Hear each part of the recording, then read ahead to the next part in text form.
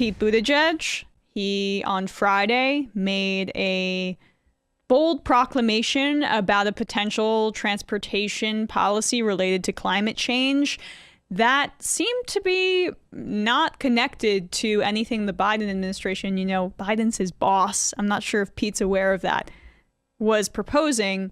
And to me, it sounded like something Fox News would make up in order to make the left wing seem elitist and characterize climate change proposals as burdensome on the regular person.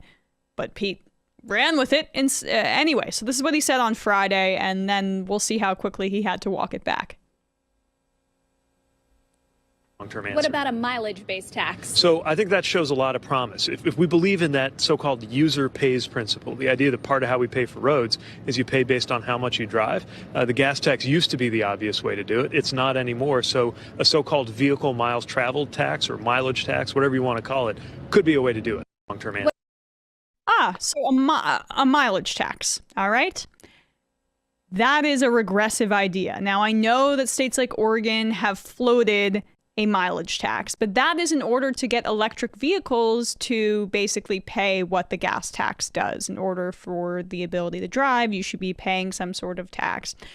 But again, why is that falling on the people who are driving, especially the people who are driving electric cars, which is something we're supposed to be incentivizing?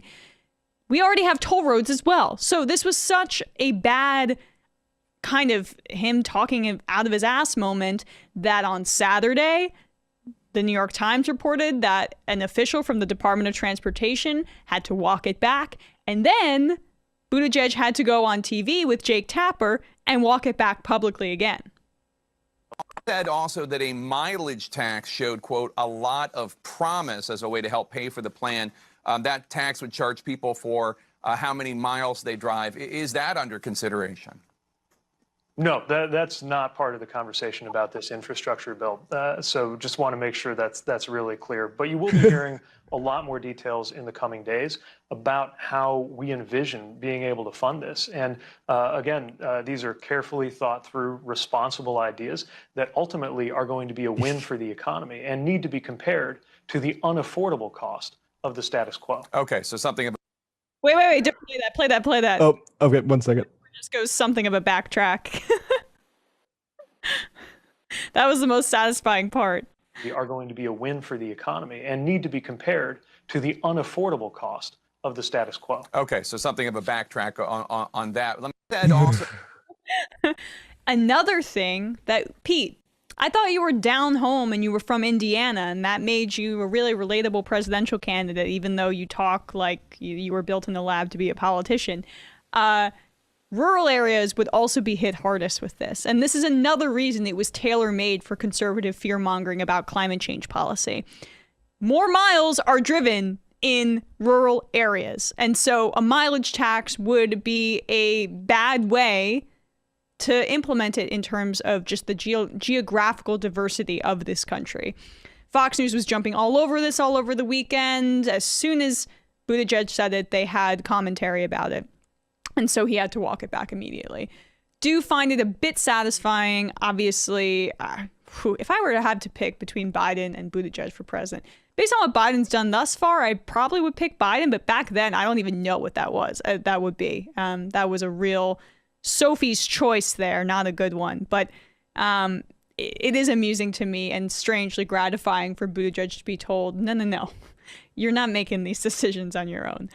Yeah, I mean, boss, you don't get to live out your kind of bureaucratic fantasy where you're the kingmaker in this situation. This is a legislative issue, and go back to being transportation secretary, dude. Yeah, I mean, it's telling that it didn't come up in his initial response at all that, oh, this might be insanely regressive, particularly to rural poor people. I will say I am of two minds about this as a North Dakotan, but also someone who hates cars. I think the way that you do this is you tax the rich people and build enough public transportation and alternatives to the automobile, which I think has been horrible. And I think there's a certain desire for an electric car to sort of maintain this personal automobile hell that I would describe modern cities to have become. just freeways through neighborhoods that obviously have a lot of like racial implications and stuff like that. I think the car has been a disaster and I don't like it. But yeah, you can't do it in a regressive way. You just can't do it, particularly if you're a Democratic Party that wants to start like, shaving the margins you're getting killed by in rural areas. Just completely insane. And he should know better coming from Indiana, but of course that's not really where he comes from. He comes from the neoliberal petri dish. Exactly. So, I mean, there's the substantive point that Matt's talking about, but the political point is even bigger, just based on the fact that there are already many regressive taxes that are in place in order to but actually that isn't the point.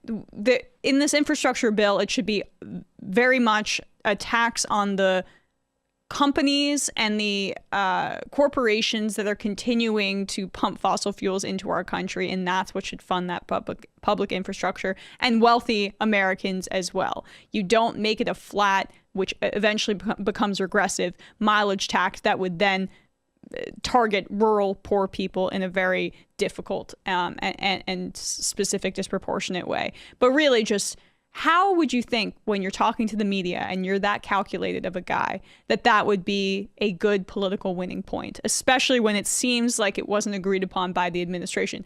Although maybe it was discussed, and then as soon as they saw the backlash, they walked it back. But to me, this smells of Buttigieg, thinking he's a little bit bigger for his britches than he actually is. Yeah, I mean, the Gilets jaunes protests in France were caused by a fuel tax that Macron eventually had to scrap. I think you don't want to be draw too direct of an analogy, because France will go to the barricades over a lot. I mean, not that America hasn't, protested recently, but richer history in terms you're playing with fire. Yeah, right. Yes, you're playing with fire or the fuel for fire. Yeah, you're pouring gasoline on a fire. There we go. Gas tax. All right, we are going to head into the fun hat, but first, Matt, what is happening on Left Reckoning?